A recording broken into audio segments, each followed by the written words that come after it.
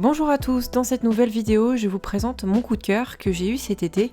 Il s'agit de la Retinette 1B de chez Kodak, le modèle 045. Petite présentation express suivie de quelques photos que j'ai pu réaliser avec. Alors des rétinettes, il y en a eu beaucoup de modèles de chez Kodak, notamment il y a eu la Retinette F, la Retinette 1A qui elle n'avait pas de cellule. Dans mon modèle à moi, elle est équipée d'une cellule, ce qui permet d'avoir une mesure d'exposition et bien exposer ses photos. Cet appareil est entièrement manuel puisqu'il est mécanique et ne fonctionne avec aucune pile. Donc concrètement, c'est à vous d'estimer la distance de laquelle vous êtes séparé de votre sujet en indiquant le nombre de mètres. Ensuite, vous avez la bague de la vitesse qui va de la pose bulbe à 1/100e de seconde. Et puis vous avez la bague de l'ouverture allant de f22 à f2.8. C'est une optique 45 mm et cet appareil fonctionne avec des pellicules classiques au format 135.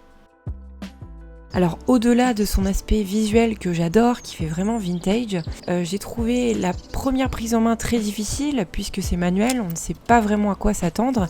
On a juste cette petite aiguille sur laquelle on peut se reposer, qui d'ailleurs au passage pour mon modèle à moi était très fiable, mes photos étaient très bien exposées.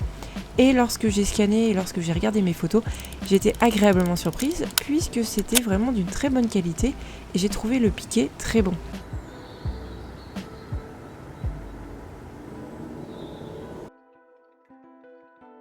Donc pour la première série, j'avais utilisé la pellicule Kodak Gold 200, donc en Basse-Normandie, dans la ville de Caen. Et dans l'ensemble, les photos étaient réussies, les mises au point étaient au rendez-vous. Donc j'avais bien estimé mes mises au point, à part une ou deux photos où mes sujets étaient trop proches et du coup la zone de netteté était derrière. Mais sinon, dans l'ensemble, je suis très contente du résultat.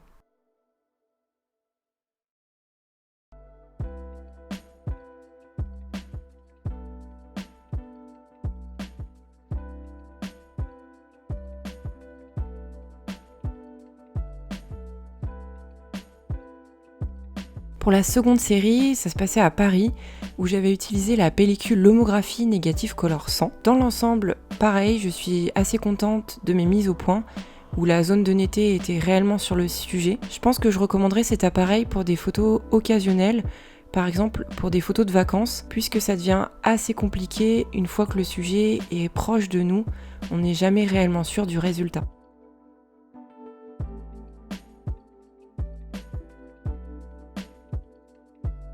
Alors pour faire le point, ce que je retiens sur cet appareil, en point positif, j'ai beaucoup aimé le levier d'armement qui se trouve en bas de l'appareil. Au début c'est déroutant, mais finalement c'est très intuitif.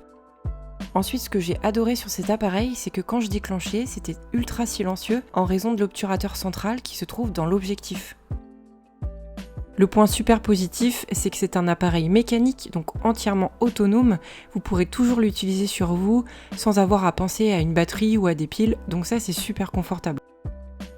Par contre, ce que j'ai moins aimé sur cette rétinette, je ne sais pas si c'est mon modèle, mais la bague des vitesses est vraiment très dure à tourner.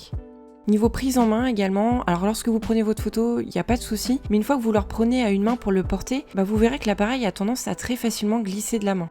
Et pour finir, la mise au point, puisque vous n'aurez jamais d'aperçu en temps réel de votre mise au point, donc ça manque un petit peu de précision. Voilà, c'est tout pour le test de cette Retinette 1B. N'hésitez pas à me dire ce que vous en avez pensé, si vous en possédez une, ou voilà, simplement dire ce que vous en avez pensé. N'hésitez pas à me suivre sur Instagram, parce que c'est là principalement que je montre un peu l'envers du décor.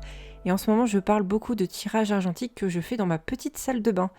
Voilà, c'est tout, à une prochaine vidéo, et en attendant, prenez grand soin de vous, à plus!